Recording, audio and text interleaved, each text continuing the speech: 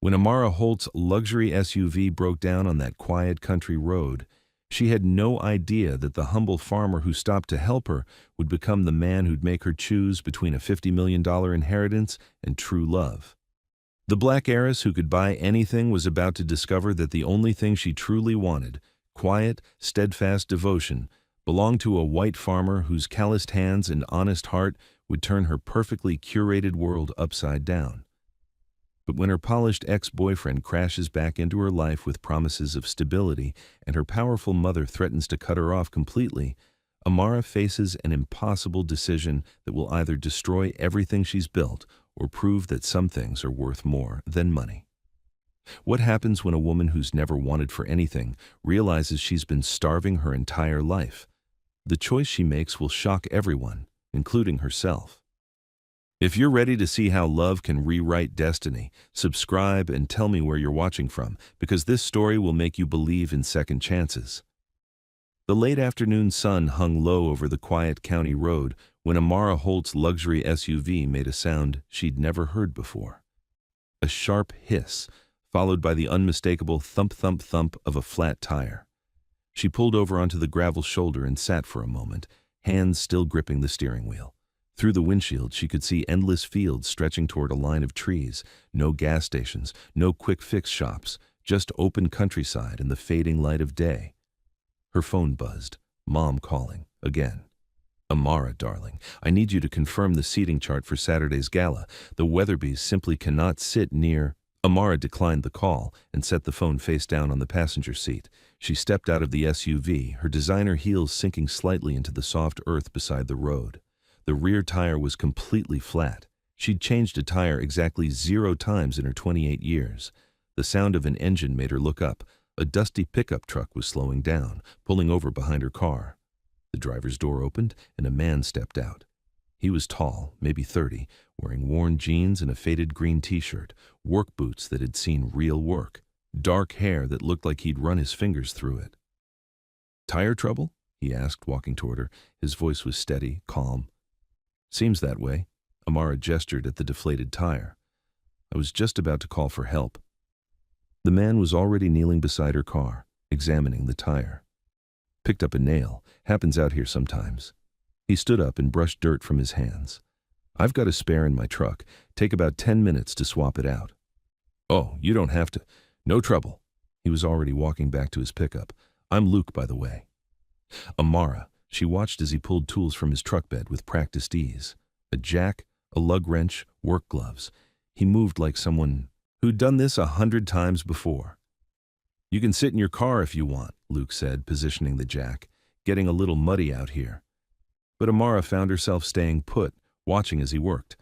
There was something peaceful about the way he moved. No hurry, no wasted motion, just steady progress. "You live around here?" she asked. "About 5 miles that way." He nodded toward the west. "Small farm. You heading to Riverbend?" "Sort of. My family has a place on the lake." Luke glanced up at her for just a second, then went back to loosening the lug nuts. "Nice area. Quiet." When he finished, he packed his tools back into the truck and pulled out a dented metal thermos. "Coffee?" he offered, unscrewing the cap. "It's still warm." Amara accepted the cup he poured for her. The coffee was strong and good, nothing like the fancy espresso she usually drank. "Thank you for all of this." She reached for her purse, but Luke was already shaking his head. "Don't worry about it. Please, let me. Wouldn't feel right taking money for helping a neighbor." The word neighbor made something warm settle in Amara's chest. When was the last time someone had called her that? When was the last time someone had helped her without expecting something in return?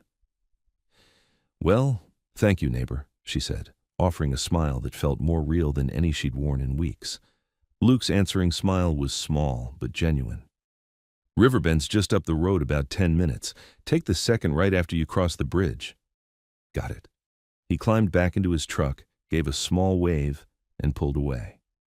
Amara watched his taillights disappear around a bend before getting back into her SUV. As she drove the last 10 minutes into town, dusk began to settle over the countryside. Something about the encounter had left her feeling lighter. When was the last time someone had looked at her and just seen a person who needed help? She pulled into the parking lot of a small market in downtown Riverbend, deciding she needed a few minutes to decompress before finishing the drive to the estate. The market was the kind of place that sold fresh produce and homemade jam, with hand-painted signs and mismatched tables. And there, arranging tomatoes at a stall near the entrance, was Luke. He looked up as she approached, surprise flickering across his face. "Find the town okay?" "Your directions were perfect," she gestured toward the produce. "This is your farm?" "Part of it. We sell here twice a week." He held up a tomato, perfect and red. "These came off the vine this morning." Amara picked up a container of strawberries from the table. They were smaller than the ones she usually bought, some with imperfections, but they smelled like summer itself. "How much?" $3. She handed him a 5 and bit into one of the berries. The sweetness was incredible, nothing like the flawless but flavorless ones from the grocery store. "Oh my goodness," she said, covering her mouth. "These are amazing." An elderly woman at the next table looked over with interest. "Those the ones from your farm, Luke?" "Yes, ma'am, Mrs. Ruiz." Before Amara knew it, she was describing the strawberries to Mrs. Ruiz, then to a young couple who'd stopped to listen, then to a family with 2 kids. Within minutes, Luke had sold out of strawberries entirely. Mrs. Ruiz, who seemed to run the market, watched the whole thing with knowing eyes. She caught Amara's arm gently as the crowd dispersed. "You should come back tomorrow morning," she said. "See how we do things around here." "I'd like that," Amara said, meaning it. "What time do you open?" 6:30, but the real action starts at 7. Amara glanced at Luke, who was packing up the empty strawberry containers. "I'll be here." The drive to the estate took another 20 minutes, winding around the lake on roads that grew progressively more private. By the time she reached the Holt family compound, lights were glowing across the water like scattered stars. The house was everything it always was: beautiful, imposing, perfect. The housekeeper had left dinner in the warmer and tomorrow's schedule on the counter. Board meeting at 10, lunch with potential partners at noon, conference call at 3. Amara looked at the schedule and felt the familiar tightness in her chest return. She pulled out her phone and found Mrs. Ruiz's market information online, then set an early alarm. For the first time in months, she was excited about tomorrow morning. The alarm buzzed at 5:30. Amara slipped into jeans and flats, left a note for the housekeeper about an early errand, and drove back to Riverbend as the sky began to lighten. She found Luke in the market parking lot, unloading crates from his truck. He looked up when her SUV pulled in. "You actually came back." "I keep my promises." She joined him at the truck bed. "What can I do to help?" For a moment, he looked like he might say she didn't need to help. Then he handed her a crate of tomatoes. "These go on the left side of the table, biggest ones in front." They worked together in comfortable quiet, arranging produce as the market came to life around them. Luke showed her how to tell when tomatoes were perfectly ripe, by scent and the way they gave slightly to pressure. He moved with the same steady calm she'd noticed the day before. "Ms. Holt," he said quietly as she organized carrots by size. "I should probably mention, I recognized you yesterday. Saw your picture in the paper a few weeks back. Some charity thing." Amara's hands stilled on the vegetables. Here it came. The change in how people looked at her when they knew who she was. "But you looked like someone who needed 5 quiet minutes," Luke continued. "Figured that was more important than whatever the newspaper had to say." She turned to look at him fully. His expression was honest, uncomplicated, no agenda hiding behind his eyes. "Thank you," she said, "for the quiet minutes." Their eyes met for just a moment before the first customers began arriving, and as the morning rolled into bustling activity, Amara felt something she hadn't experienced in years. She felt like herself. "So you're the famous helper from yesterday." Amara looked up from the cash box she'd been managing to find a young black woman about her own age standing at the stall, pretty, with intelligent eyes and scrubs under her jacket. "June," Luke said from behind a display of corn. "This is Amara, my sister June." "The heiress," June said. "Not unfriendly, but not warm either." "The tire change beneficiary," Amara corrected with a small smile. "Luke saved me from a very long walk in very impractical shoes." June studied her for a moment, then handed Luke a coffee cup. "Brought you caffeine. Figured you'd need it after getting up at dawn to play farmer's market.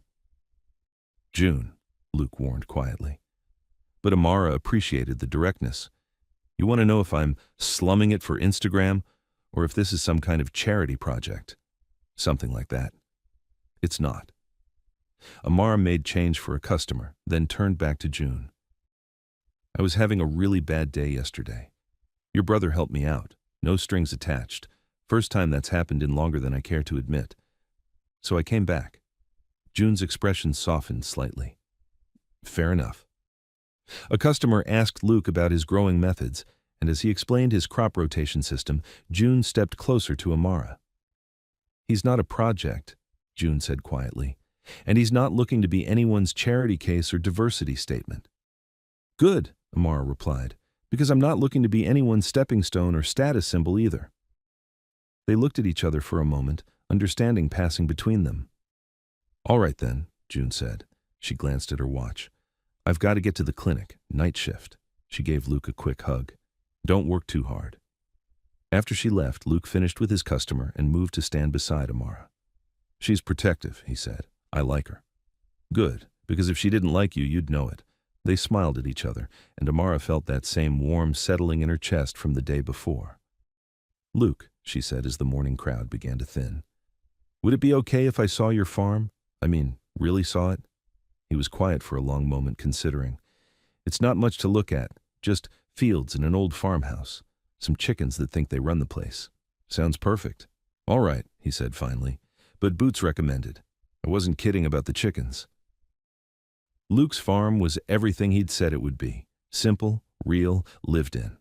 The farmhouse was old but well maintained, with a porch that wrapped around two sides and a garden that looked like it had been growing wild for decades.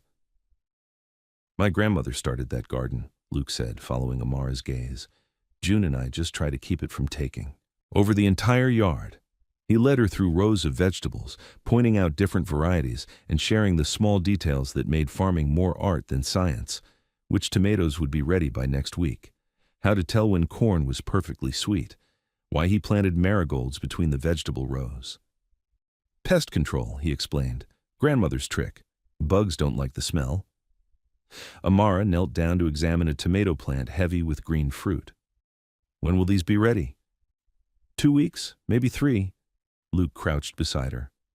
Depends on how much rain we get. The afternoon was warm, but storm clouds were building on the horizon. As they worked their way through the garden, Luke showed Amara how to identify which vegetables were ready for harvest and which needed more time.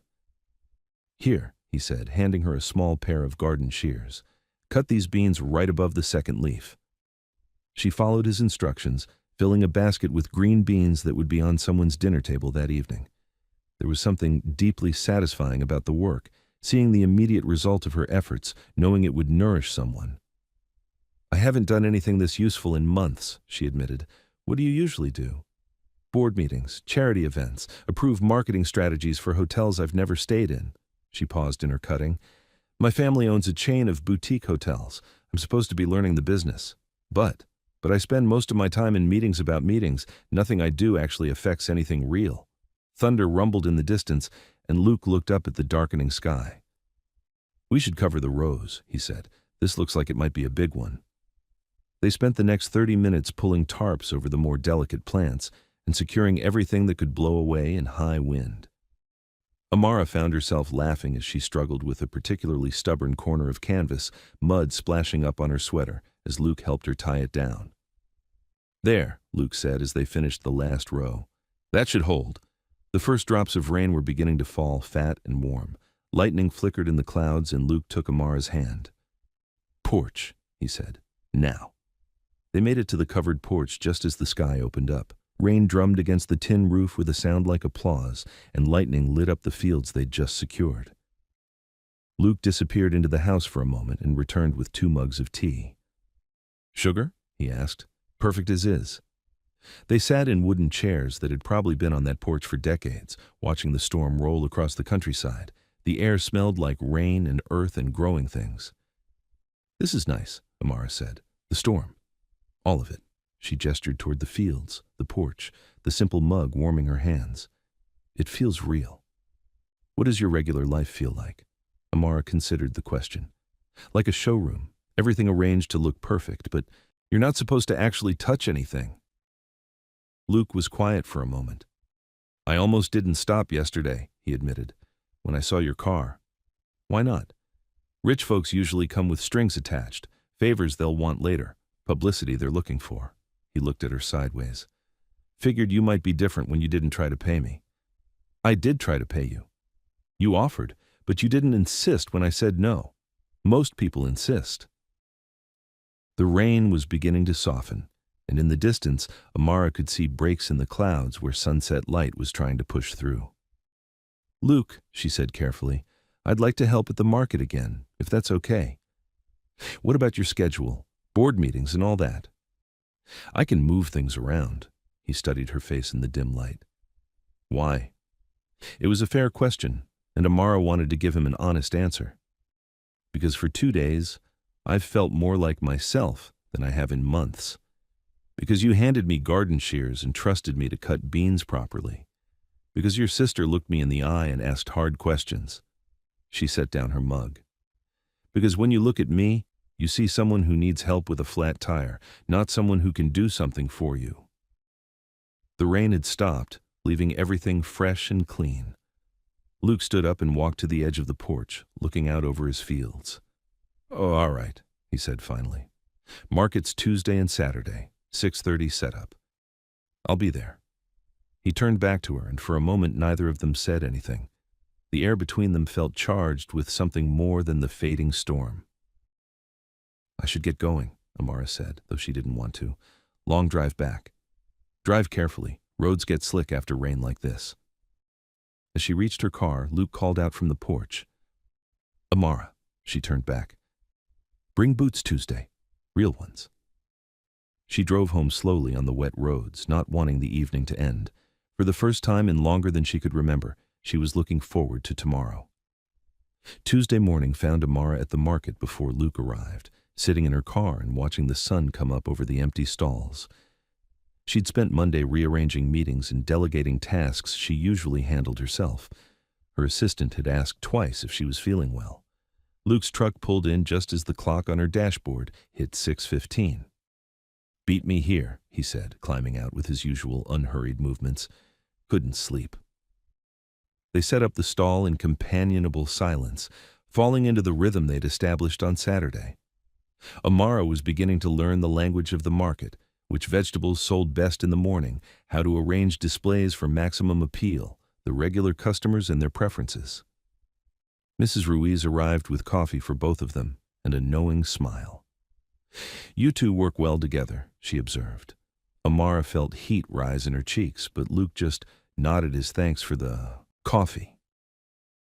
The morning crowd was smaller than Saturday's, but steady. Amara found herself genuinely enjoying the conversations with customers, the simple transaction of money for food, the immediate feedback when someone tasted Luke's produce and their eyes lit up. These tomatoes, one woman said, clutching a bag like treasure. My grandmother would have paid twice this for tomatoes this good.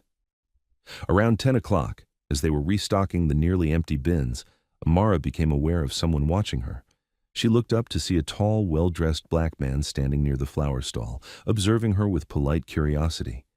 Daniel Cross, her ex-boyfriend of 2 years, Harvard law graduate, and exactly the kind of man her mother hoped she'd marry. Amara, he said, approaching their stall. What a surprise. Daniel, she kept her voice neutral, professional. I didn't expect to see you here. Client meeting in the area. His eyes flicked to Luke, then back to her. Interesting way to spend a Tuesday morning. Luke straightened from the crate he'd been unpacking, but didn't say anything. Daniel, this is Luke Mercer. Luke, Daniel Cross. The men nodded at each other with the careful politeness of dogs determining territory. Well, Daniel said after a moment, I should let you get back to this. Amara, perhaps we could have lunch tomorrow. At the estate? I'd love to catch up properly. I'll have to check my calendar. Of course. Daniel's smile was perfectly calibrated. I'll call later to confirm. After he left, Luke was quiet as they finished restocking. Old friend? He asked finally. Ex-boyfriend. We dated for about 2 years, ended things 6 months ago. Amicably. Very. Daniel's a good man. Just She searched for the right words. Just not the right man. Luke nodded like he understood exactly what she meant. As the morning wound down and they packed up the remaining produce, Amara found herself not wanting to leave. The market felt like the most honest place she'd been in years. "Luke," she said as they loaded the last crate into his truck, "what would you think about me helping out here more regularly? I mean, really helping, learning the whole operation." He leaned against his truck bed, considering her carefully. "It's not glamorous work," he said. "Early mornings, dirty hands, sore feet. Some days we barely break even. I'm not looking for glamorous. What are you looking for?" The question hung in the air between them. Amara thought about her empty schedule for the rest of the week, the meetings that felt pointless, the life that looked perfect from the outside but left her feeling hollow inside. "Something real," she said simply. Luke studied her face for a long moment, then nodded. "All right, but we do this honestly. No special treatment, no shortcuts. If you're going to be part of this, you're all the way in. Deal." They shook hands, and Amara felt the calluses on Luke's palm from years of real work. She wondered when her own hands had become so soft, so unused to anything meaningful. As she drove home that afternoon, her phone rang. Daniel, as promised. "Lunch tomorrow?" he asked after the usual pleasantries. She almost said no automatically, then caught herself. Daniel deserved honesty, and she owed him a proper conversation. 1:00, she agreed. "But Daniel, I'm not interested in picking up where we left off." "I understand," he said, though his tone suggested he thought she might change her mind. That evening, Amara sat on the estate's perfect patio, looking out over the lake, and thought about the difference between the two worlds she was now straddling. One polished and predictable, the other muddy and real. She was beginning to understand which one felt like home. Daniel arrived at the estate precisely at 1:00, carrying a small bouquet of white roses, tasteful, expensive, and completely forgettable. He kissed Amara's cheek in the European style he'd picked up during his semester abroad, and she caught the familiar scent of his cologne.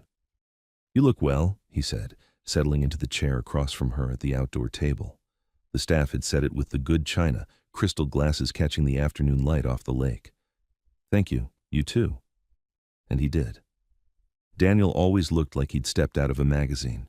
Perfectly fitted suit, manicured nails, not a hair out of place. Exactly the kind of man who belonged at charity galas and board meetings. "I've been thinking about our conversation yesterday," he said as the staff served their first course. "About us. Daniel, hear me out." His voice was gentle but confident. "I know things ended because of timing. My partnership track at the firm, your family obligations. But I'm in a better position now. We could make it work." Amara set down her fork and looked at him directly. It wasn't about timing. Then what? She thought about how to explain it without hurting him. Daniel was a good man, kind, successful, reliable. Her mother adored him. He would have given her a comfortable, predictable life. "Do you remember the last vacation we took together?" she asked. "Napa Valley?" "Of course. Beautiful weekend. You planned every hour. The best restaurants, the most exclusive tastings, the perfect hotel suite. It was flawless. I wanted you to have the best. But you never asked what I wanted." The words came out more gently than she'd expected. "You assumed I wanted the same things you did, the same kind of life, the same kind of future." Daniel frowned. "What's wrong with wanting the best life has to offer?" "Nothing, but whose definition of best are we using?" She thought about Tuesday morning at the market, the satisfaction of honest work, the simple pleasure of Luke teaching her to identify ripe tomatoes, the way her hands had felt useful for the first time in months. "I'm different now," she said simply. "I want different things." "Like what? Playing farmer's market with that man?" There was no malice in his voice, but the dismissiveness stung. "Like feeling useful. Like doing work that matters to someone other than shareholders." Daniel leaned back in his chair, studying her with the expression he usually wore when analyzing a complex legal case. "This is about him, isn't it? The farmer." "No," Amara said, surprising herself with the truth of it. "This is about me." After lunch, Daniel walked her to where his car was parked in the circular drive. "I hope you know what you're doing, Amara," he said. People like us, we have responsibilities, expectations. Maybe that's the problem. He kissed her cheek again, more formally this time. If you change your mind, I won't. But as his car disappeared down the long driveway, Amara wondered if she was making a mistake. Daniel represented safety, tradition, a life that made sense to everyone around her. Her phone buzzed with a text from Luke. Storm headed in tonight. Early market prep tomorrow if you're still interested. 5:30 a.m., she typed back. I'll be there. The next morning, Amara arrived at the farm in the pre-dawn darkness to find Luke already in the fields, harvesting by flashlight. She'd stopped at a work supply store the day before and bought real boots, steel-toed, waterproof, nothing like anything in her usual wardrobe.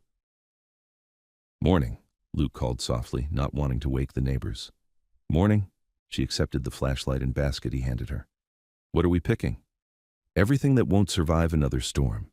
Tomatoes, peppers, whatever's ripe enough to sell. They worked in companionable silence, moving through rows of vegetables as the sky slowly lightened. Amara was getting better at identifying which fruits were ready, the subtle give of a ripe tomato, the deep color of a perfect pepper. You're getting good at this, Luke observed as she filled another basket with flawless selections. Good teacher. By the time they finished loading the truck, the sun was painting the eastern sky pink and gold. Amara's back ached in a way that felt satisfying rather than painful. Coffee? Luke offered as they secured the last crate. Please. He led her up to the farmhouse porch, where he'd set up a small table with a thermos and 2 cups. The morning air was cool and fresh, carrying the scent of earth and growing things. This is my favorite time of day, Luke said, pouring coffee that steamed in the morning air. Quiet. Everything's still possible. Amara understood what he meant. There was something hopeful about morning on the farm, the sense of honest work ahead, of providing something people needed. Luke, she said carefully. Can I ask you something? Shoot. Why farming? I mean, it's hard work, uncertain income, depends completely on weather and luck. Luke leaned back in his chair, considering the question. My grandfather farmed this land. Then my dad. I used to think I'd do something else. Went to college, studied business, worked in an office for 3 years. What happened? Hated every minute of it. Sitting in meetings about meetings, pushing papers that didn't matter to anyone. He smiled at her surprised expression. Sound familiar? Very. Came back when Dad got sick. Meant to help out temporarily, then go back to my real life. But this felt more real than anything I'd done in that office. Growing food people need, working with my hands, seeing actual results at the end of every day. Amara nodded, understanding completely. Your parents? Dad passed 4 years ago. Mom moved to Florida to be closer to her sister. June was finishing nursing school, so I kept the farm going. He looked out over the fields. Never regretted it. And June? Works nights at the regional hospital, helps out here when she can, but she's got her own life to build. They sat in comfortable quiet, watching the day begin. In the distance, other farmers were starting their morning routines, the sound of tractors, dogs barking, roosters announcing the dawn. I should tell you, Amara said. My mother's been asking questions about where I've been spending my time. What kind of questions? The kind mothers ask when their daughters start disappearing at dawn and coming home with dirt under their fingernails. Luke's expression grew serious. Is that going to be a problem? I don't know yet. The market that morning had an energy Amara hadn't experienced before. Word was spreading about the quality of Luke's produce and the friendly woman who could tell you exactly how to prepare whatever you bought. Customers were returning with friends, asking specifically for vegetables from the farm with the helpful girl. You're becoming quite the sales force, Mrs. Ruiz observed, watching Amara explain to a young mother how to roast the vegetables she'd just purchased. I just tell them what Luke taught me. That's exactly right. Knowledge shared is knowledge multiplied. By mid-morning, they'd sold nearly everything they'd brought. Luke was restocking the display with backup supplies when Amara noticed a familiar figure approaching. June, still in scrubs from her night shift, carrying 2 coffee cups. Thought you might need caffeine, she said, handing one to Luke and offering the other to Amara. Thank you, Amara said, genuinely touched by the gesture. How's the great agricultural experiment going? June asked, but her tone was warmer than it had been before. Better than expected, Amara admitted. I'm actually useful here. June studied her for a moment. You know what I think? What? I think you're the first person Luke's met who asks questions because they want to learn, not because they want something to post about. June, Luke warned quietly. What? It's true, June turned back to Amara. Half the people who come out here are looking for photo opportunities, the authentic farm experience for their social media. I don't do social media, Amara said. Really? Really. I tried it for a while, but it felt like performing my life instead of living it. June nodded approvingly. All right then, you might actually be okay. After June left for home and sleep, Luke and Amara worked together to pack up the remaining produce. They developed an efficient system. He handled the heavier crates while she organized the money and cleaned the display area. Lunch? Luke asked as they loaded the truck. There's a diner in town that makes decent sandwiches. I'd like that. The diner was exactly what Amara had expected. Vinyl booths, checkered floors, coffee that had been brewing since morning. The kind of place where everyone knew everyone, and strangers were welcomed with careful politeness. They slid into a booth near the window, and Luke ordered for both of them without asking. Turkey sandwiches and sweet potato fries. How did you know that's what I wanted? Amara asked. Lucky guess. But as they talked over lunch, Amara realized Luke had been paying attention to her preferences in ways no one else ever had. He'd noticed that she always chose the simple options over the elaborate ones, that she preferred actual conversation to small talk, that she was more interested in understanding how things worked than in being impressed by their complexity. Can I ask you something now? Luke said as they shared the plate of fries. Fair's fair. What's your real story? The one that doesn't make it into newspaper profiles? Amara considered how much to tell him. I'm the only daughter of parents who built something incredible from nothing. Hotels that provide jobs for thousands of people, vacation memories for millions more. I'm supposed to be grateful for the opportunities that creates. But I've spent my whole life being Evelyn Holt's daughter instead of being myself. Perfect grades, perfect activities, perfect boyfriend. She paused. Perfect life that feels like it belongs to someone else. What would your life look like if it belonged to you? It was the question Amara had been avoiding for months. I don't know yet.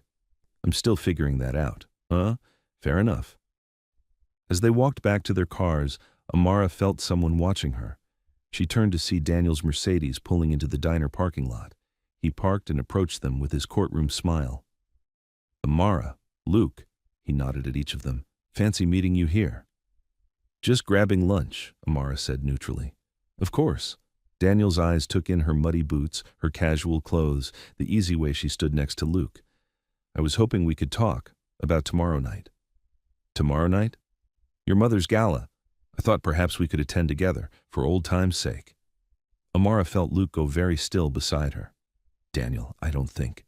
Just as friends, Daniel continued smoothly. I know how these events can be. Nice. To have familiar company. Before she could respond, her phone rang. Her mother. I have to take this, she said apologetically. Darling, Evelyn Holt's voice was warm but purposeful. I need to confirm your arrival time for tomorrow's gala. The photographer wants family pictures at 7, and I've seated you with the Weatherbees and... Mom, can we talk about this later? Of course, dear. Oh, and Daniel called, such a thoughtful young man, offering to escort you. I told him it was a lovely idea. Amara closed her eyes. Of course he had. We'll discuss it tonight, she said firmly. I need to go. When she hung up, both men were looking at her with different expressions. Daniel confident and expectant. Luke carefully neutral. Family obligations? Daniel asked. Something like that? Well, I should let you two get back to your farming. Amara, I'll pick you up at 6:30 tomorrow. Daniel, perfect. See you then. He was gone before she could object, leaving Amara standing in the parking lot feeling like she'd just been maneuvered into something she didn't want. You should probably go, Luke said quietly. Luke, it's fine. You have responsibilities. I get it. But his tone suggested he didn't get it at all, and Amara felt something precious slipping away. This isn't what I wanted, she said. Maybe not, but it's what you have. He climbed into his truck and drove away, leaving Amara standing alone in the diner parking lot, her phone already buzzing with another call from her mother. That evening, Amara sat in the estate's formal dining room across from her mother, picking at a dinner that had been prepared by their chef and served on china that cost more than most people made in a month. "You look tired, darling," Evelyn observed. "Are you feeling well?" "I'm fine, Mom." "Good, because tomorrow's gala is quite important. The Morrison Foundation is considering a significant partnership, and first impressions matter." Amara nodded absently, her mind still on Luke's expression, when Daniel had assumed they'd attend the gala together. "Daniel seems excited about tomorrow," Evelyn continued. "He's such a steady young man, reliable, good family connections." "Mom, I know you think you need to find yourself or some such nonsense, but, darling, sometimes the right choice is also the practical choice."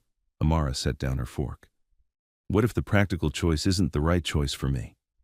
Evelyn's expression grew concerned. "What do you mean? What if I want something different, something simpler?" "Simpler?" Evelyn laughed, but it sounded forced. "Darling, simple is a luxury we can't afford. This family has responsibilities, expectations. You can't just disappear into the countryside and pretend none of that matters." "Why not?" "Because that's not who you are." "How do you know who I am?"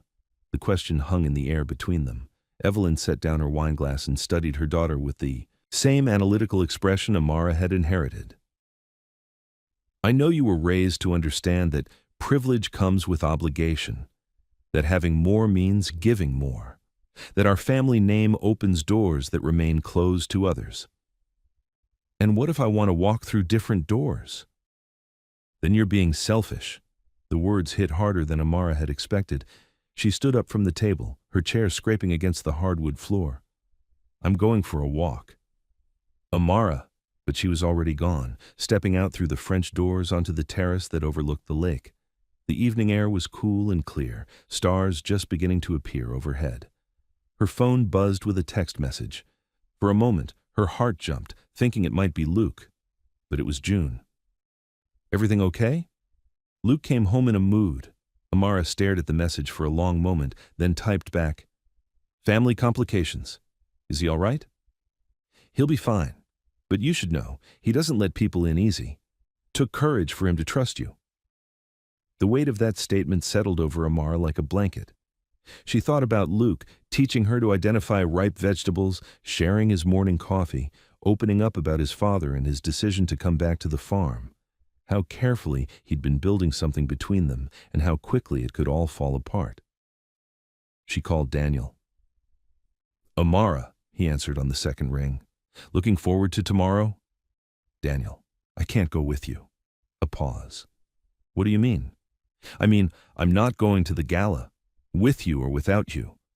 "Don't be ridiculous. Of course you're going. Your mother's counting on you." "My mother will be fine." "Amara, whatever this is about, this farmer thing, it's not real. You're playing house with someone who could never give you the life you deserve." "What life do I deserve, Daniel?" "Security, status, a partner who understands your world, your responsibilities." "What if I don't want that world?" "Then you're confused, and you're making a mistake that will hurt a lot of people, including yourself." After she hung up, Amara sat on the terrace until late in the evening, watching lights twinkle across the lake and thinking about the different versions of herself she could choose to be. The responsible daughter who attended galas and made smart matches. The woman who had discovered she liked the feeling of useful work and honest conversation. The person who was still figuring out who she wanted to become. As she finally went inside and climbed the stairs to her childhood bedroom, Amara realized she'd already made her choice. The question now was whether she'd have the courage to follow through.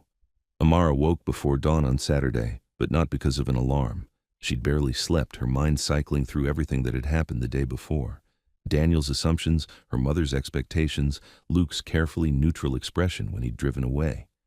She dressed in jeans and boots, then sat at her bedroom window watching the sun come up over the lake. In a few hours, she was supposed to be having her hair done for the gala, getting fitted into a dress that cost more than most people made in a month, smiling for photographers while Daniel stood beside her like they were still together. Her phone showed 3 missed calls from her mother and 2 texts from Daniel confirming pickup times. Instead of answering either of them, Amara grabbed her keys and drove to River Bend. The market was already bustling when she arrived. She spotted Luke's truck in the parking lot and felt her heart do something complicated in her chest. Through the crowd, she could see him arranging produce with his usual steady movements, but when she approached the stall, he didn't look up. "Morning," she said quietly. "Morning." His voice was polite but distant, professional. Mrs. Ruiz appeared beside the display, taking in the tension between them with knowing eyes. "Amara, dear," she said warmly. "Perfect timing. We just got a shipment of the most beautiful peaches." Amara accepted the peach Mrs. Ruiz handed her, but her attention was on Luke, who was still avoiding her gaze. "Luke," she said, "can we talk?" "Kinda busy right now." Mrs. Ruiz cleared her throat meaningfully. "Actually, Luke, why don't you show Amara the new storage area? I can handle the stall for a few minutes." Luke finally looked up, meeting Amara's eyes for the first time that morning. Whatever he saw there made his expression soften slightly. "5 minutes," he said. He led her away from the market crowd to a quiet area behind the building where farmers stored their empty crates and equipment. Amara could hear the distant sound of customers and vendors, but here they were alone. "I'm not going to the gala," she said without preamble. Luke leaned against a stack of wooden crates, studying her face. "What do you mean?" "I mean, I'm not going. Not with Daniel, not by myself. I'm staying here." "Amara, I know how it looked yesterday. Daniel showing up, making assumptions, my mother pulling strings. But I need you to know that none of that was my choice." Luke was quiet for a long moment. When he spoke, his voice was careful. "What was your choice?" "This." She gestured toward the market, toward him, toward the life she was beginning to build in River Bend. "I chose this." "Your family's not going to understand." "No, they're not. People are going to have opinions about you, about us, about what you're doing here. Let them." Luke pushed off from the crates and took a step closer. "You sure about this? Because once you make this choice, there's no pretending it didn't happen." "I'm sure." He searched her face for any sign of doubt, then nodded slowly. "All right then, we should probably get back. Mrs. Ruiz is going to run out of peach expertise soon." They returned to the stall together, and Amara felt something settle back into place between them. The easy rhythm of working together, the comfortable way they moved around each other, the small smiles that passed between them when customers weren't looking. By mid-morning, they'd sold out of almost everything. As they packed up the remaining produce, Luke glanced at his watch. "Don't you need to get ready for tonight?" "I told you I'm not going." "Have you told your mother that?" Amara's phone chose that moment to ring, Mom calling, again. "I guess I'm about to," she said, accepting the call. "Amara, where are you? Your appointment was an hour ago." "I'm not coming, Mom." A pause. "What do you mean you're not coming?" "I mean I'm not attending the gala tonight." "Don't be ridiculous. Of course you're attending. Daniel's picking you up in 6 hours and the photographer—" "Mom, listen to me. I'm not going." Another pause, longer this time. When Evelyn spoke again, her voice was dangerously calm. "We'll discuss this when you get home. Now." The line went dead. Luke was watching her with concern. That sounded serious. It was. You should probably go deal with that. Probably. But Amara made no move toward her car. "Luke." "Yeah? Whatever happens next, I want you to know this was real, is real." He stepped closer, close enough that she could see the flecks of gold in his brown eyes. "I know," he said quietly. For a moment, they just looked at each other. Then Luke's phone buzzed with a text, breaking the spell. "June," he said, reading the message. "She's bringing lunch to the farm, wants to know if you're coming." "Am I invited?" "You're always invited." Lunch at the Mercer farm was simple. Sandwiches June had picked up from the diner, sweet tea made from Luke's grandmother's recipe, and conversation that flowed as naturally as breathing. June told stories about her most interesting patients from the night shift, carefully omitting any identifying details. Luke shared his plans for expanding the vegetable garden next spring. "What about you, Amara?" June asked. "What's your plan?" It was a loaded question, and they all knew it. "I'm figuring that out," Amara admitted, "but I know it involves being here more, a lot more." "What does a lot more mean?" Luke asked. Amara had been thinking about this all morning. "I I want to be a real partner in this operation. Not just someone who helps out sometimes, but someone who's invested. Financially, physically, emotionally. Luke set down his sandwich. Amara, hear me out. You could use help with marketing, distribution, maybe expanding to other markets. I have business experience and access to capital, not as charity, but as a real partnership. This isn't a charity case, Luke said carefully.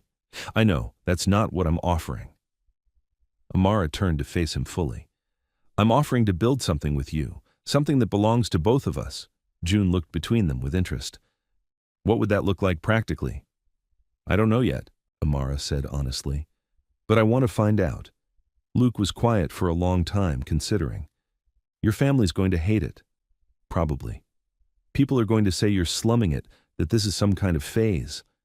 Let them. It's hard work, long hours, uncertain income, no guarantees. I know. Why? Luke asked. Why this? Why now? Amara thought about how to explain the feeling that had been growing inside her since that first afternoon when he'd changed her tire. Because for the first time in my life, I feel like I'm building something that matters. Because when I'm here with you, I'm not Evelyn Holt's daughter or Daniel's ex-girlfriend or the face on some charity board. I'm just me. And who is that? I'm still figuring it out, but I like who I'm becoming. June's pager went off, interrupting the moment. She checked it and sighed. Emergency at the hospital. I have to go. She stood up, then paused. For what it's worth, I think you two are good for each other. After June left, Luke and Amara sat on the porch swing, watching clouds build on the horizon.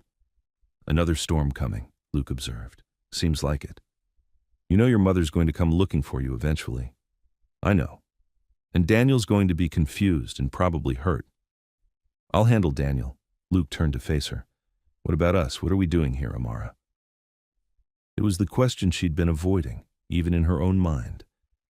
I don't know, she said honestly, but I know I want to find out. Luke reached for her hand, threading their fingers together. Me too. They sat in comfortable silence, watching the storm clouds gather and listening to the peaceful sounds of the farm around them. In the distance, Amara could see Luke's fields stretching toward the horizon, everything he'd built with his own hands and stubborn determination. Luke? Yeah?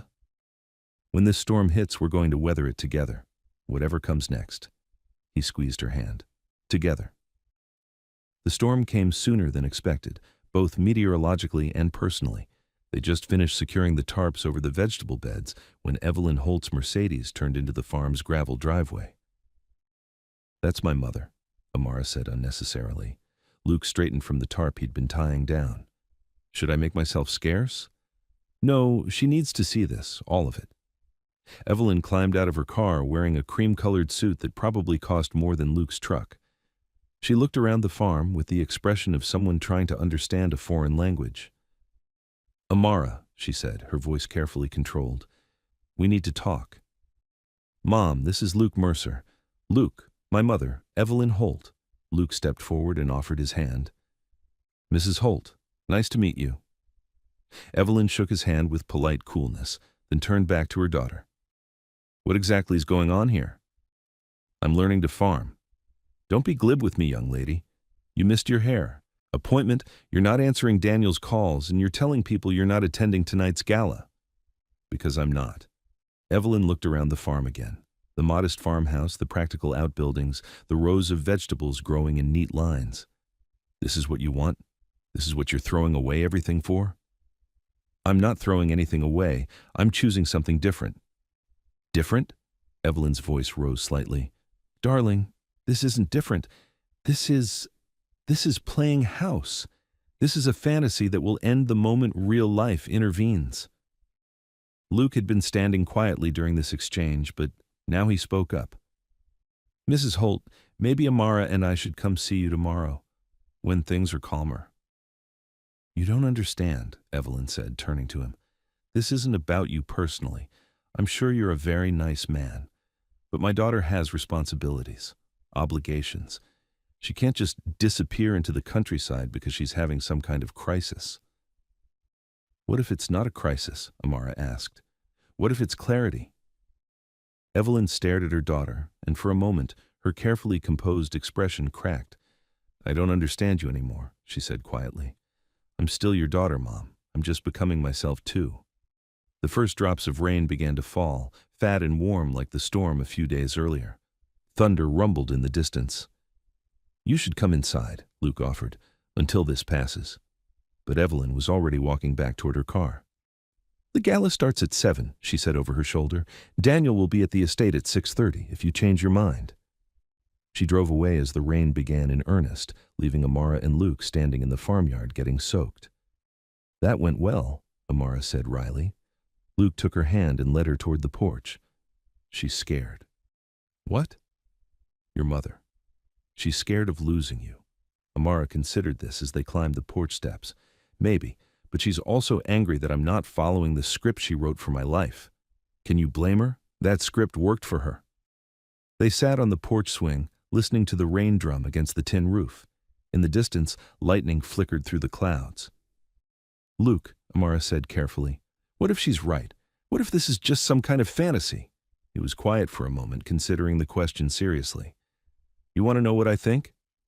"Yes." "I think you're the first person I've met who asks questions because you want real answers. I think you work harder than you have to because you care about doing things right.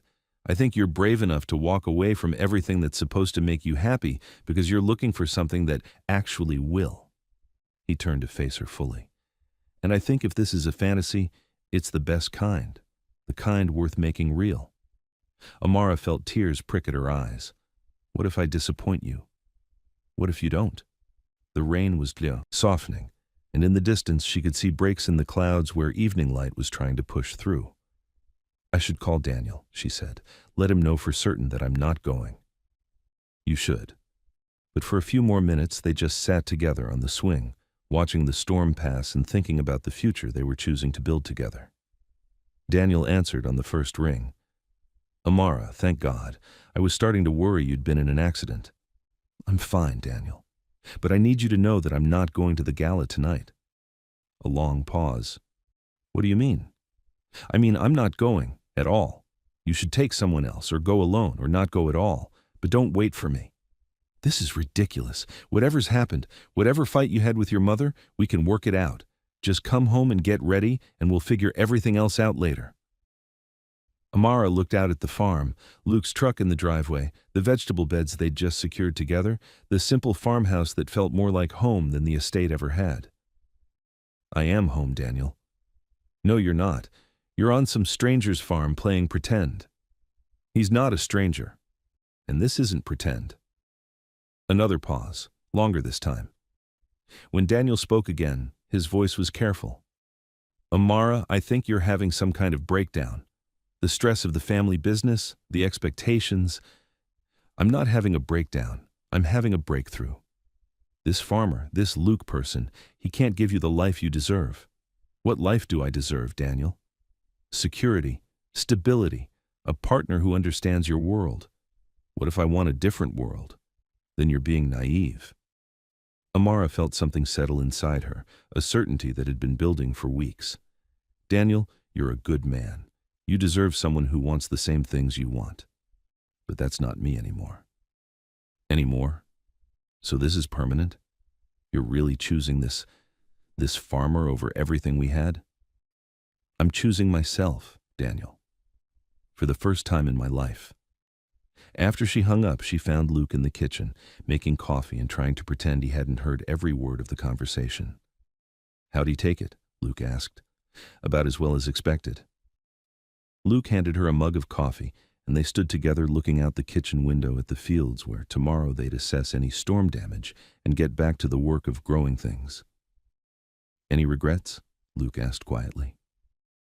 Amara thought about the gala happening without her, the photographers wondering where she was, her mother making excuses to the foundation board. She thought about Daniel in his perfectly tailored tuxedo, probably taking his law partner's daughter as a last-minute replacement. "No," she said, meaning it completely. "No regrets." Luke set down his coffee mug and turned to face her. "Amara." "Yes?" "I'm going to kiss you now. If that's okay?" "It's more than okay." This time, when their lips met. There was no storm to interrupt them, no emergency calls to break the moment, just the two of them in Luke's grandmother's kitchen, choosing each other and the uncertain, beautiful future they were going to build together. Outside, the last of the storm clouds were clearing, and stars were beginning to appear in the darkening sky. 3 weeks later, Amara was loading crates into Luke's truck when her phone rang. Mrs. Ruiz calling from the market office. "Amara, dear," the older woman said without preamble, "you might want to see this before Saturday." "See what?" "There's a blog post about you and Luke. Someone took pictures." Amara's stomach dropped. She'd been dreading this moment when their quiet life would become public entertainment. "What kind of pictures?" "Nothing inappropriate, just you two at the stall, working together. But the headline," Mrs. Ruiz paused, "it says, 'Heiress plays farmer, PR stunt or real romance.'" After she hung up, Amara drove straight to the market office. Mrs. Ruiz had the blog post pulled up on her computer, and the photos were exactly what she'd expected. Her and Luke arranging vegetables, laughing at something June had said, working side by side with the easy familiarity they'd developed. The comment section was worse than the article itself. "Rich girl slumming it for attention. Give it 6 months, she'll be back to her real life. Poor guy doesn't know he's being used for her quarter-life crisis." Amara closed the laptop before she could read any more. "How bad is it?" Luke asked when she found him at the farm an hour later. "Bad enough." She showed him the article on her phone. "Someone recognized me, did some research, put 2 and 2 together."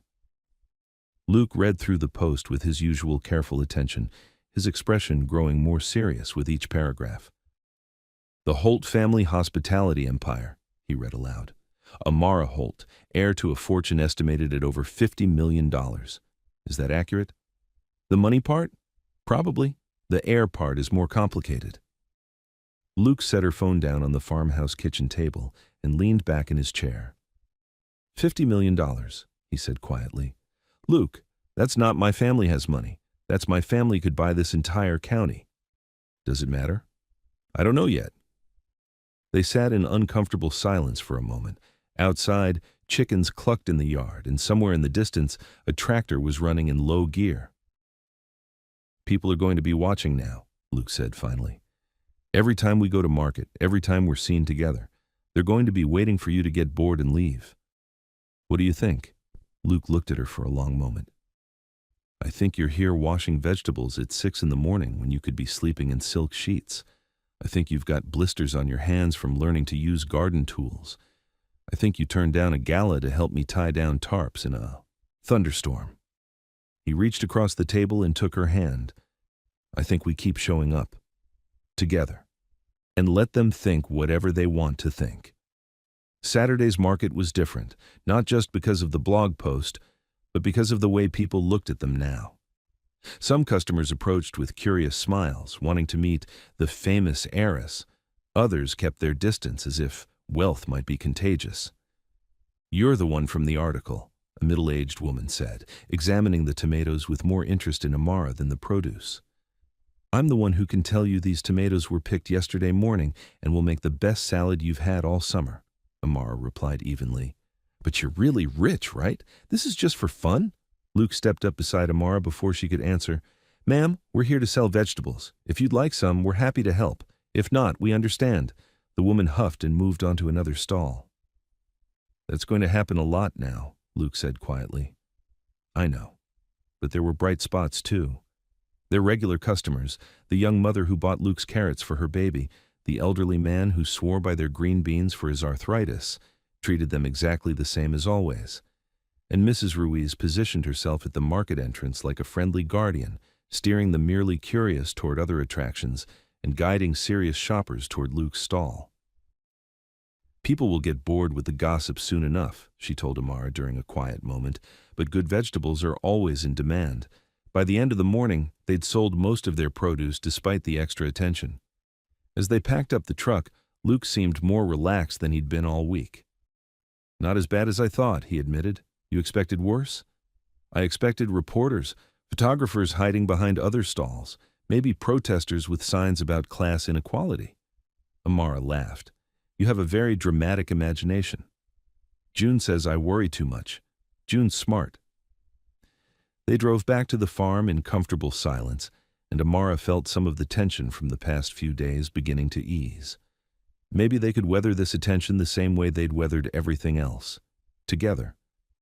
But as they turned into Luke's driveway, they saw a familiar car parked near the farmhouse, Daniel's Mercedes. "Friend of yours?" Luke asked mildly. Unfortunately, Daniel was waiting on the porch, looking impeccable in khakis and a polo shirt that had probably never seen actual physical labor. "Amara," he said, standing as they approached, "you look rustic." She was wearing jeans with actual dirt stains and a t-shirt that had seen better days. Her hair was pulled back in a practical ponytail, and she'd given up on manicures weeks ago. "Daniel, what are you doing here?" "I read the article. I was concerned." Luke began unloading crates from the truck with perhaps more force than necessary. "Concerned about what?" "Your privacy, your reputation, the way this looks." "How does it look?" Daniel gestured vaguely toward the farm, toward Luke, toward her mud-stained boots. "Like you're having some kind of quarter-life crisis, like you're rebelling against your family by dating someone completely inappropriate." Luke dropped a crate a little too hard. Amara put a warning hand on his arm. "Luke isn't inappropriate, Daniel. He's the most genuine person I've ever met. I'm sure he's very nice, but Amara, be realistic. What future do you have here? What can he offer you that matches what you're giving up?" "Peace," Amara said without hesitation. "Purpose, the chance to build something that matters." "You can build something that matters within your own world. The Holt Foundation could." "Could what?" "Fund another wing of a museum that already has more art than most people see in a lifetime. Support another charity gala that costs more to throw than it raises for the cause." Daniel's expression grew pained. "I know you think those things don't matter, but they do. The jobs your family's business creates, the economic impact, the cultural institutions. I'm not destroying any of that by being here. You're abandoning it." Luke finished unloading the truck and approached them, wiping his hands on a towel. "Daniel, is it?" he said evenly. "I think Amara's made her position clear." "And what exactly is her position? Are you two planning a future together? Marriage? Children? Or is this just an extended vacation from real life?" The questions hung in the air like a challenge. Amara felt Luke go very still beside her. "That's between Amara and me," Luke said finally. "Is it? Because from where I stand, it looks like you're taking advantage of someone who's confused and vulnerable." "Daniel," Amara said sharply, "that's enough. I'm trying to protect you." "I don't need protection. I need understanding." Daniel looked between them, his expression growing sadder. "I hope you know what you're doing, Amara. I really do. But when this doesn't work out, and statistically it won't, don't expect the rest of us to pretend it never happened." After he left, Amara and Luke sat on the porch steps in heavy silence. "He's not wrong about the statistics," Luke said finally. "What do you mean?" "Rich girl, poor boy. Different worlds, different values.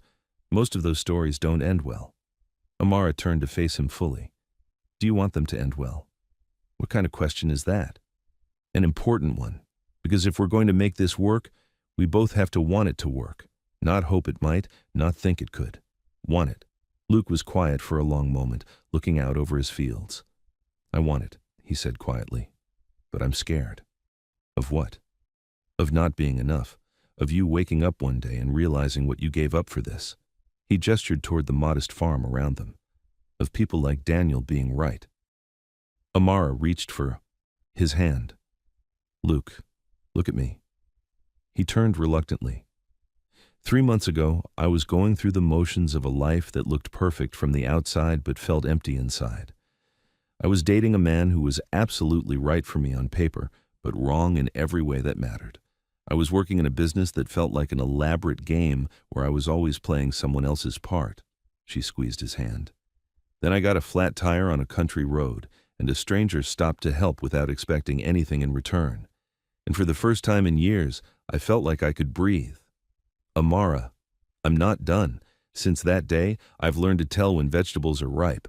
I've helped you harvest food that will nourish people. I've worked at a market where customers remember my name and ask about my week. I've sat on your grandmother's porch watching storms and feeling more at peace than I ever have in my family's mansion. She turned her body to face him completely. You ask what you can offer me. You offer me the chance to be myself, to do work that matters, to build something real with someone who sees me for who I am, not who I'm supposed to be. Luke's eyes searched her face. What about your family, your responsibilities? I'm still figuring that out, but I know I can't live my mother's idea of my life just because it's easier than creating my own. They sat quietly for a moment, hands linked, watching the afternoon sun slant across the fields. So what do we do now? Luke asked. We keep showing up. We keep building this, and when people doubt us, including ourselves, we remember why we started. That evening, Amara drove to the estate to have dinner with her mother. It was the first time they'd spoken face to face since the confrontation at the farm, and Amara wasn't sure what to expect. She found Evelyn in the garden, deadheading roses with the focus she usually reserved for board meetings. You came, Evelyn said without looking up. You invited me. I wasn't sure you'd want to be seen at the estate anymore, now that you're a simple farm girl. Amara bit back her first response and tried again. I'm still your daughter, Mom. Evelyn finally looked up, taking in Amara's casual clothes and sun-touched skin. Are you? Because I'm not sure I recognize the woman you've become. They walked toward the house together, past flower beds that cost more to maintain than most people's annual salaries. I saw the article, Evelyn said as they settled at the dining room table. The whole town is talking. What are they saying? That you've lost your mind, that you're throwing your life away for some farmer, that the stress of taking over the business has caused some kind of breakdown. Amara served herself from the dishes the staff had prepared. What do you think? I think my daughter has forgotten who she is. Maybe I'm remembering who I am. Evelyn set down her fork with deliberate precision. And who is that exactly? Someone who wants to do work that matters, someone who values authenticity over appearance, someone who'd rather build something real than inherit something hollow.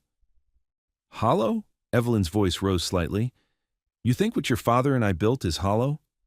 No, I think what you built is impressive and important and serves a real purpose, but it's not what I want to build. And what do you want to build? A small farm that barely breaks even? A life of constant financial worry? A relationship with someone who can never understand your background, your obligations? Amara thought about Luke teaching her to identify ripe tomatoes, about June slowly warming to her presence, about Mrs. Ruiz treating her like a neighbor instead of a celebrity. I want to build a life that feels like mine, she said simply. Evelyn stared at her for a long moment, then surprised Amara by laughing. Not the polite laugh she used at social events, but something more genuine and sad. You sound exactly like your father when I met him, she said quietly. What? Your father. When we were young, he had these grand ideas about authenticity, about building something meaningful. He wanted to change the world one small hotel at a time. Amara had never heard this story. What happened? Life happened. Business happened. We realized that good intentions don't pay mortgages or create jobs or support communities. Sometimes you have to work within the system to change the system. But what if the system changes you instead? Evelyn's expression grew thoughtful. Maybe it does. Maybe that's the price of success. What if I don't want to pay that price? They ate in silence for several minutes, each lost in their own thoughts. Mom, Amara said finally, I need you to know that I'm not rejecting everything you and Dad built. I'm grateful for the opportunities I've had, the education, the security, but I can't live your life just because it's the one you want for me.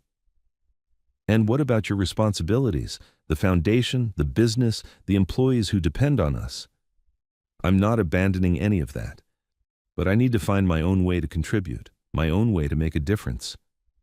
Evelyn studied her daughter's face in the soft dining room light. You really love him, don't you? This farmer. It wasn't the question Amara had expected. Yes, she said simply. I do. And you think he loves you?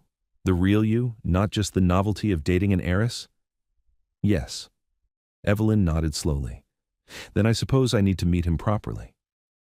The next Sunday, Evelyn Holt's Mercedes crunched up the gravel drive to the Mercer farm. But this time, she wasn't wearing a designer suit. Instead, she'd chosen simple slacks and a blouse that could survive a little dust. Amara met her in the driveway, nervous but hopeful. "Thank you for coming," she said. "Thank you for inviting me." They found Luke in the garden, harvesting vegetables for the next day's market. He looked up when he heard their footsteps, and Amara saw him take a deep breath before standing to greet them. "Mrs. Holt," he said, offering his hand, "welcome to the farm." "Thank you for having me." Evelyn looked around the garden with what seemed like genuine interest. "Amara tells me you grow most of what you sell at the market." "Yes, ma'am. We believe in knowing where our food comes from." "Show me," Evelyn said simply. So Luke showed her. He walked them through the rows of vegetables, explaining his growing methods, his grandmother's organic pest control techniques, his plans for crop rotation next season. He answered Evelyn's surprisingly detailed questions about soil composition and water management and seasonal challenges. Amara watched her mother's face change as Luke talked. The polite mask she usually wore in professional situations was gone, replaced by something more genuinely curious. "This tomato," Evelyn said, examining a perfect red fruit. "How do you know when it's ready?" "Here," Luke said, gently guiding her hand to cup the tomato. "Feel the weight, the slight give when you press gently. And the smell," Evelyn inhaled near the stem. "Oh my, that's incredible. That's what real food smells like." They spent an hour in the garden, then moved to the porch for sweet tea and conversation. June arrived with homemade biscuits, and Mrs. Ruiz stopped by with fresh bread from her morning baking. "This is lovely," Evelyn said, looking around at the simple gathering. "When's the last time I sat on a porch?" "When's the last time you wanted to?" Amara asked gently. Evelyn considered this. "I honestly can't remember."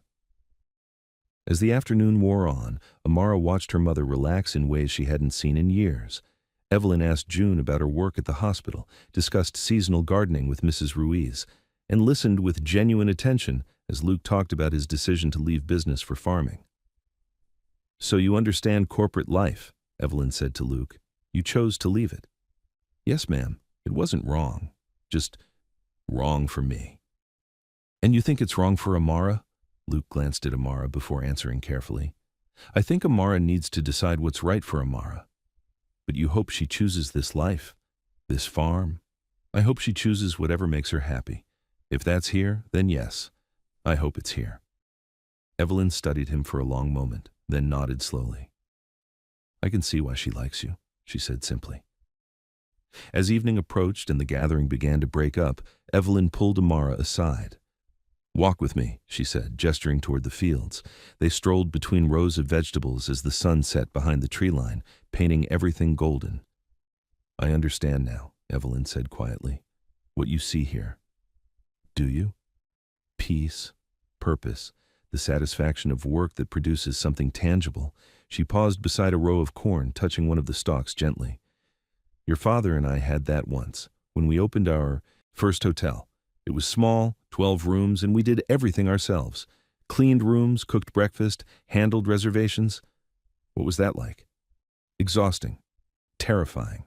The best time of my life." Evelyn's voice grew wistful. "We knew every guest by name. We could see the immediate results of our work. When someone had a wonderful anniversary dinner or a peaceful weekend getaway, we knew we'd created that. You can still create that." "Can I? When was the last time I stayed in one of our hotels? When did I last speak to a guest who wasn't at some corporate event?" Evelyn shook her head. "Success has a way of separating you from the thing that made you successful in the first place." They walked in comfortable silence for a few minutes. "I'm not saying you're right," Evelyn said finally. "I'm not saying this is the life I would choose for you, but I can see that it's the life you're choosing for yourself." "Huh? Is that enough?" "It has to be, doesn't it? Because you're not a child anymore, and I can't protect you from your own decisions." They'd reached the edge of the fields, where Luke's property bordered a stretch of woods. In the distance, they could see lights coming on in farmhouses scattered across the countryside. "What about the business?" Amara asked. "The foundation?" "We'll figure it out.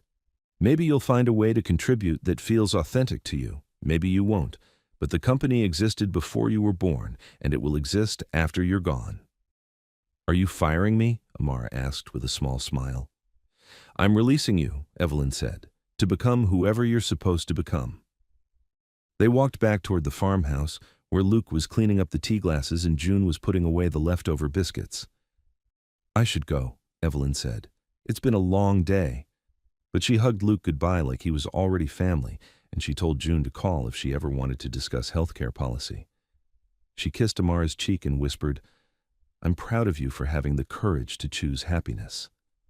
After she left, Amara and Luke sat on the porch swing, processing the unexpected success of the afternoon. "Your mother's not what I expected," Luke said. "She's not what I expected either. I think I've been so busy rebelling against who I thought she wanted me to be that I forgot to consider who she actually is. Complicated woman, complicated family." Luke reached for her hand. "Think we can handle complicated?" "I think we can handle anything together." 3 months later, on a crisp October morning, Amara stood in front of the bathroom mirror in Luke's farmhouse, braiding her hair for another day at the market. Through the window, she could see frost sparkling on the vegetable rows they had covered the night before. She was wearing jeans that had been mended twice, boots that had earned their scuffs, and a sweater that June had knitted for her birthday. Her hands were calloused from garden work, her skin tanned from hours in the sun, her hair lighter from being outside instead of in conference rooms. She looked like herself. "You ready?" Luke called from the kitchen where he was packing thermoses of coffee for the road. "Almost," but she paused for another moment, looking at her reflection. 6 months ago, she'd been someone who attended charity galas and board meetings, whose biggest decisions involved seating charts and marketing strategies. Now she was someone who could identify plant diseases, negotiate with wholesale buyers, and convince skeptical customers to try something new.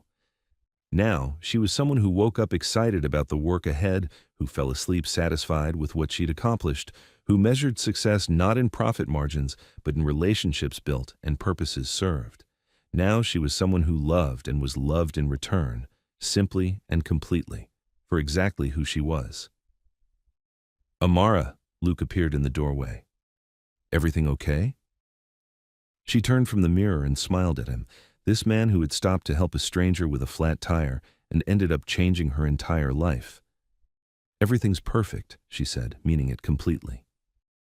They loaded the truck together, drove to the market as the sun came up, and set up their stall side by side. Mrs. Ruiz brought them coffee and the latest town gossip. June stopped by before her shift to steal an apple and tease them about something Luke had said at dinner the night before. Regular customers asked about their week, complimented Luke's latest harvest, and treated Amara like the neighbor she'd become. New customers were drawn by word-of-mouth recommendations and stayed because the vegetables were genuinely the best they'd ever tasted. By noon, they'd sold out of almost everything. "Good day," Luke observed, counting the cash while Amara organized their empty crates. "The best." As they loaded up to go home, Mrs. Ruiz appeared with a small box wrapped in brown paper. "Wedding gift," she announced, "for when you two stop being shy about making it official." "Mrs. Ruiz," Amara protested, laughing, "You're not what, in love, planning a future? Practically married already?" The older woman waved dismissively. "Open it when you're ready, no rush." She bustled away before either of them could respond, leaving them staring at the box. "Should we?" Luke started. "No," Amara said quickly. "Not yet." But they both smiled as they drove home, the mysterious box safely tucked between them, full of possibility. That evening, they sat on the porch swing, watching the sun set over their fields, because that's what they were now, their fields, their life, their future, stretching out before them like rows of planted hope. "Any regrets?" Luke asked, the question that had become their evening ritual. Amara considered her calloused hands, her simple clothes, her life that looked nothing like what anyone had planned for her. "Not a single one," she said, settling deeper into the comfort of his arms, the peace of their shared silence, the certainty of love chosen and kept. And in the distance, as stars began to appear in the darkening sky, she could see the lights of town beginning to twinkle, their community, their neighbors, their place in the world. Home.